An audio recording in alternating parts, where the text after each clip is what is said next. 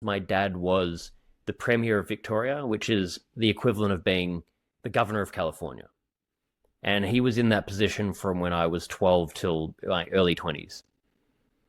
And being the eldest son, growing up with our family in the media, everyone knew who our family was, and I was referred to as the son of Steve Brax.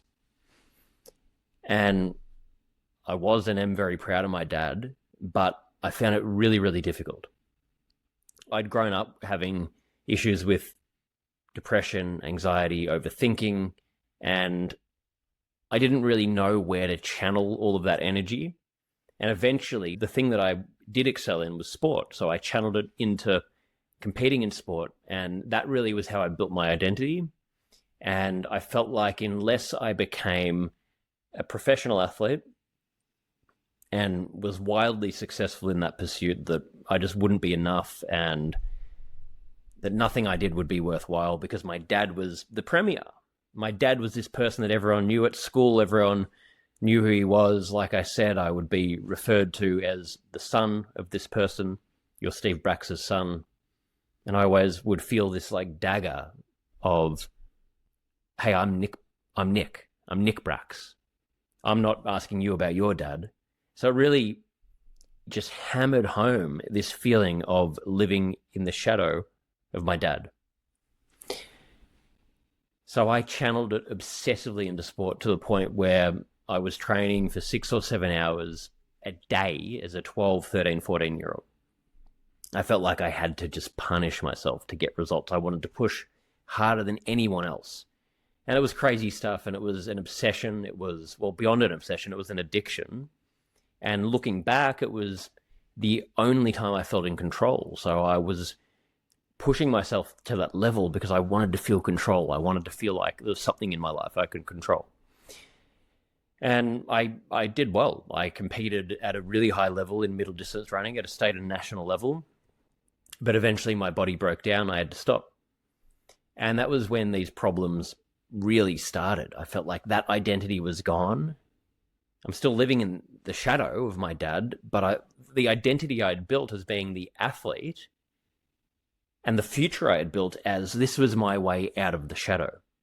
If I can become a famous athlete, I'll be known as Nick Brax, not Steve Brax's son. By this point, I didn't see a future.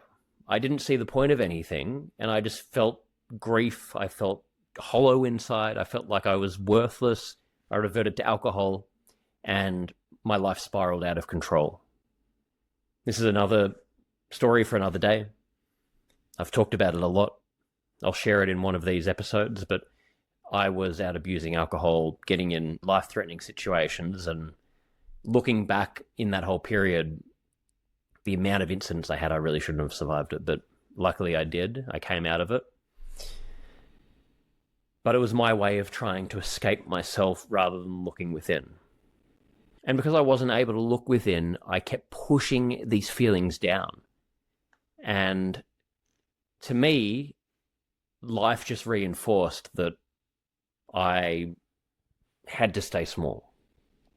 Because I wouldn't look within. I wouldn't try and I wouldn't address what was going on. I didn't know how to talk about it. I didn't know how to identify what was happening.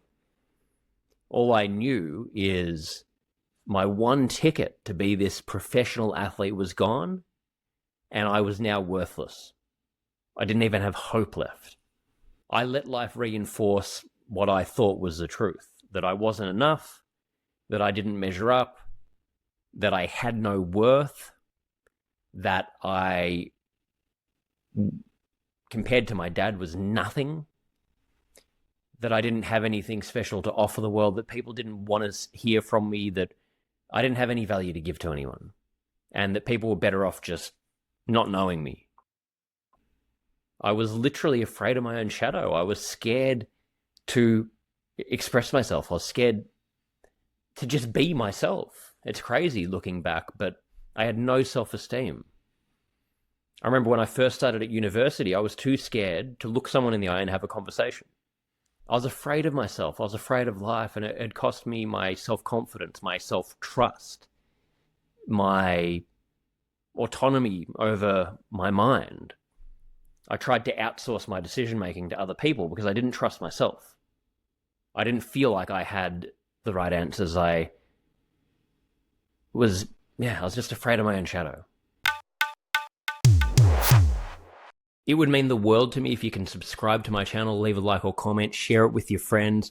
It makes a world of difference. It doesn't cost anything, and it helps me to get this show bigger and better and bring on the guests and the production value that you ask for every single week. I couldn't do it without you guys. Thank you so much.